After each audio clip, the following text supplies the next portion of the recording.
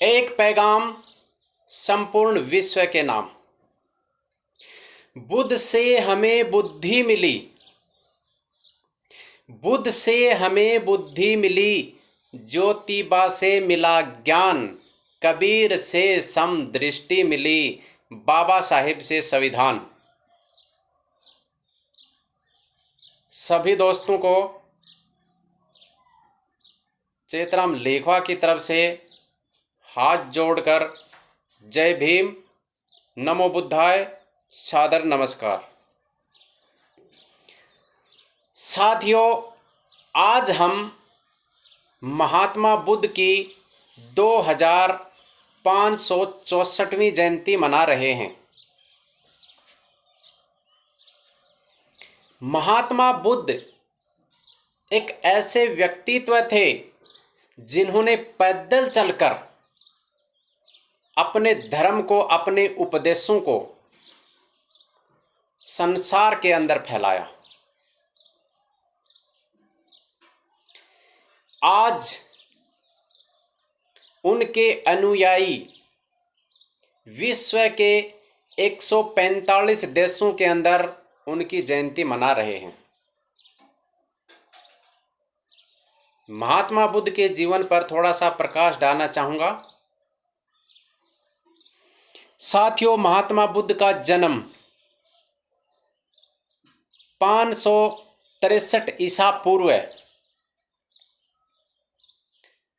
Kapilvastu Lumbini one में नेपाल में हुआ था।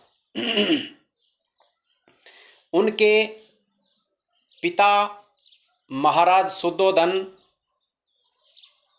शाक्य गणराज्य के शासक थे। उनकी माता का नाम महामाया था। बुद्ध के जन्म के 7 दिन पश्चात उनकी माता महामाया का देहांत हो गया। उनकी माता की छोटी बहन यानी उनकी मौसी ने महात्मा बुद्ध का लालन पालन किया। उनके बचपन का नाम सिद्धार्थ था। कुछ विद्वानों ने उनके पिता को बताया कि ये बच्चा बड़ा होकर या तो चक्रवर्ती सम्राट बनेगा या फिर एक बहुत बड़ा महात्मा बनेगा, धर्म का संस्थापक बनेगा। और वही आगे जाकर हुआ। लेकिन उनके पिता शुद्धोधन उन्हें एक चक्रवर्ती सम्राट देखना चाहते थे। इसलिए उनके अध्ययन के लिए विश्वामित्र नामक गुरु, जिन्होंने उनको घर पर रहकर शस्त्र, शास्त्र और राजकाज की विद्या के बारे में संपूर्ण जानकारी दी,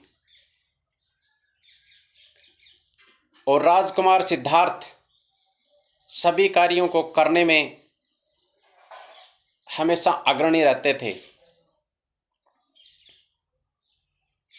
एक बार बचपन में उनके चाचा का लड़का देवव्रत है, वो एक हंस को तीर मारकर घायल कर देता है। लेकिन जब सिद्धार्थ ने ये देखा तो उसने उस हंस को बचाया, उसे पानी पिलाया, उसकी महरम पट्टी की। तब देवव्रत आता है और वो कहता है कि ये हंस मेरा है, लेकिन सिद्धार्थ उसे देने से मना कर देता है। उसके बाद में ये बात दरबार में रखी जाती है। तो उस समय वो अपने पिता के सामने कहते हैं कि ये हंस मेरा है, क्योंकि मारने वाले से बचाने वाला बड़ा होता है। तब उनके पिता ने कहा कि आप साबित करो कि ये हंस आपका है। तब उसने कहा कि इस हंस को छोड़ दिया जाए, अगर ये देवव्रत के पास चला जाता है तो इसका, अगर मेरे पास आता है तो मेरा। हंस को छोड़ दिया गया। लेकिन हंस है जिसने उसकी रक्षा की थी, उसे पानी पिलाया था, महरम पट्टी की थी, राजकुमार सिद्धार्थ के पास आ जाता है।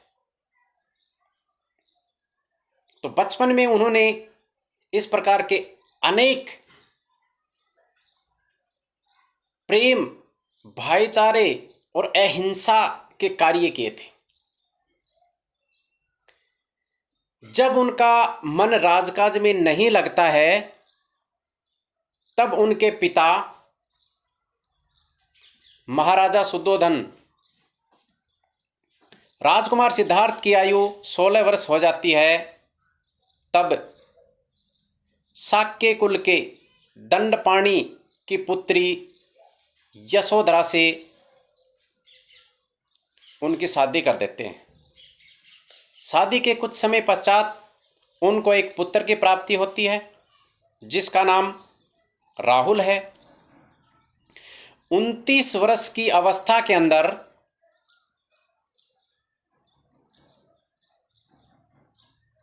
सिद्धार्थ हैं, वो राजकाज से उनका मन उचट जाता है और राज्य छोड़ने का वो विचार करते हैं।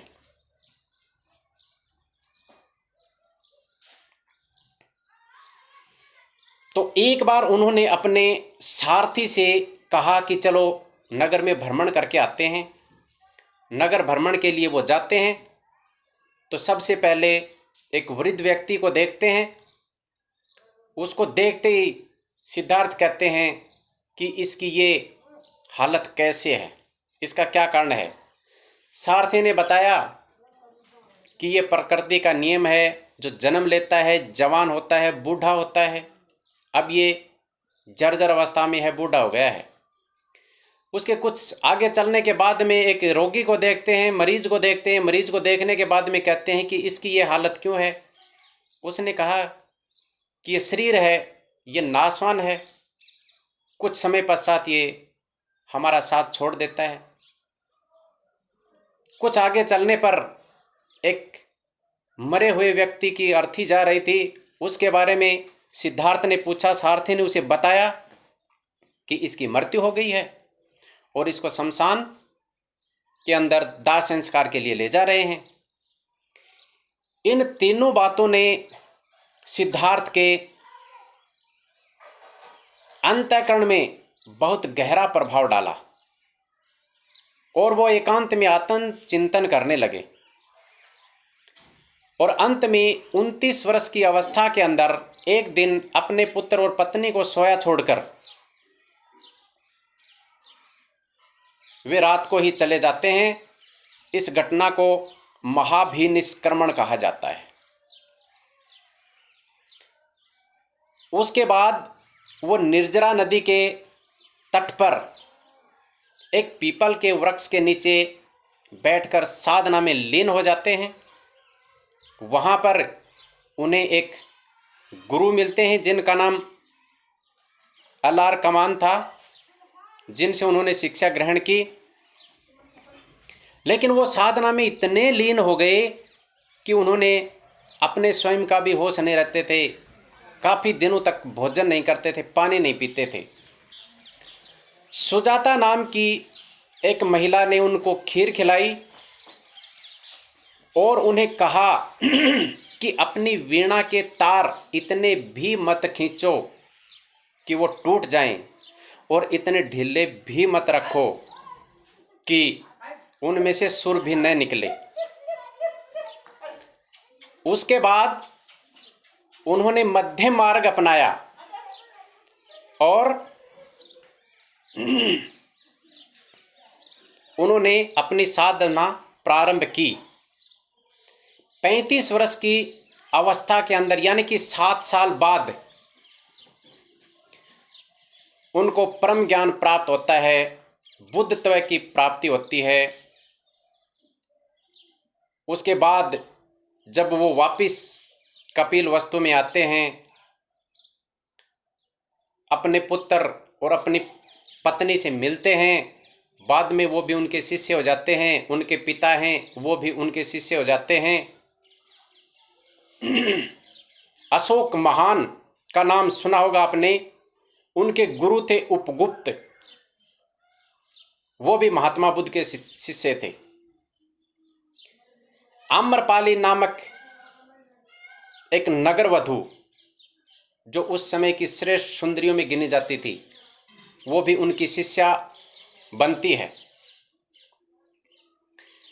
महात्मा बुद्ध ने संदेश दिया कि अहिंसा परमो धर्म है, कि अहिंसा सबसे श्रेष्ठ धर्म है। उन्होंने कहा कि अपो दीपो भवे, यानी कि अपने दीपक स्वयं बनो। महात्मा बुद्ध ने समानता, स्वतंत्रता और भाईचारा सिखाने वाला बौद्ध धर्म की स्थापना की, जिसकी वजह से उनके विचारों और उपदेशों से प्रभावित होकर बड़े बड़े राजा उनकी शरण में आए और उनसे शिक्षा दीक्षा ग्रहण की।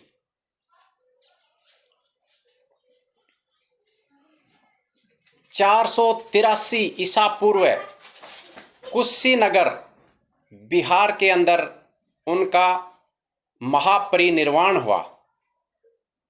बुद्ध के जीवन की एक परम घटना जिसे माना जाता है कि बैसाख पूर्णिमा के दिन उनका जन्म हुआ और पूर्णिमा के दिन ही उनको ज्ञान की प्राप्ति हुई और अंत में उनका महापरिनिर्वाण भी पूर्णिमा को ही हुआ। ये एक विशेष और पूर्ण संत के लक्षण हैं। महात्मा बुद्ध जिन्होंने पैदल घूमकर अपने धर्म का आधे विश्व के अंदर प्रचार प्रसार किया, उनकी शिक्षाओं को मानने वाले आज भी 145 देशों में लोग पाए जाते हैं। यह एक बहुत बड़ी बात है। महात्मा बुद्ध इस पृथ्वी पर जो महान व्यक्तित्व हुए हैं उनमें अपना अग्रणी स्थान रखते हैं। इसी के साथ जय भीम, नमो बुद्धाय, जय हिंद, जय भारत।